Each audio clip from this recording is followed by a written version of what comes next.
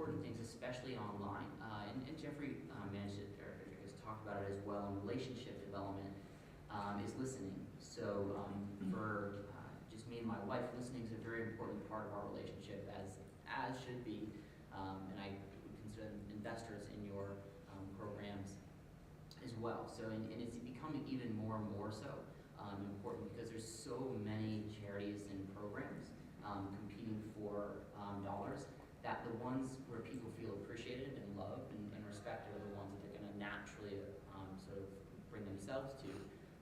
There's sort of ripple effects to that, you know, where the more love they have for your program, the more likely they'll bring other donors and other people, and that's sort of how you can organically grow without having to sort of spend advertising budget to sort of try.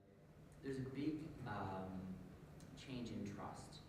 So comparatively, the sort of different traditional media versus new media, traditional is really kind of considered like yodeling. It's a one-way conversation. You know, hear what we have to say and hope you like it.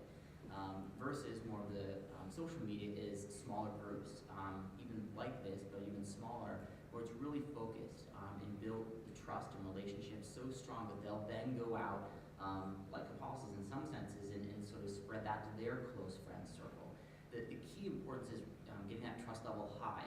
Some of the other panelists have spoken about sort of donor fatigue, essentially, and there's typically about 55 to 99% one-time only donation rate, which is a really high cost to get that first donor if you don't sort of have the methods and means to sort of build that relationship, and it's about relationship development. So all the things that we do in life are one of two sort of rational reasons in our mind. We didn't bring surgery studies and so on, but it's either manipulation or inspiration. So when a person is giving to you, are they manipulated or are they inspired? Do they feel guilty to give you that gift because they probably should? Or do they love the program so much that it really means something to give to you? Very important to kind of consider those, and obviously the inspired ones are the ones that want to continue to give, that really want to give you more, want to be more of a part, and are really sort of the longer term investments that reap the most benefit for your organization. So the wording, the phrasing, really kind of, you know, showing the progress and success, whether it's a phone call or a newsletter, really are critical and important parts of keeping that sort of plant thriving, you know, with the right sort of watering as you go. Stories, stories, stories. Like the most compelling things, A, to move people to action, as well as to remember and tell their friends about you, is the stories.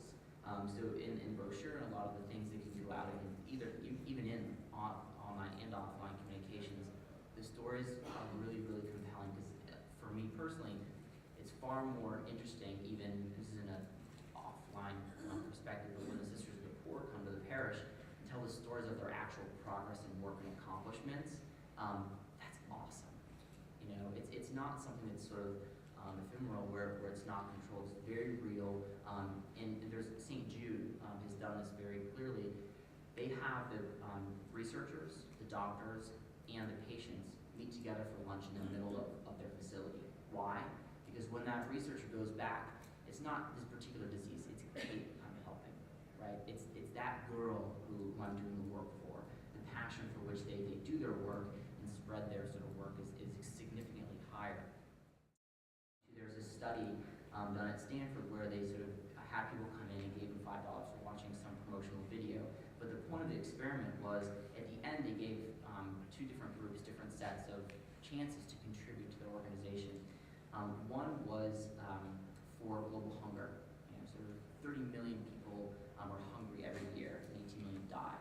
So it's really huge, huge numbers, and compelling, and really sort of really daunting things. The other group, Group B, was only given information on help Sophie have a meal tonight. She's hungry and she needs your help. Sophie got twice as much per person. Why? Because it sort of follows the mindset of, you know, you're one person in the world, but you may be the world to one person. It really makes a big difference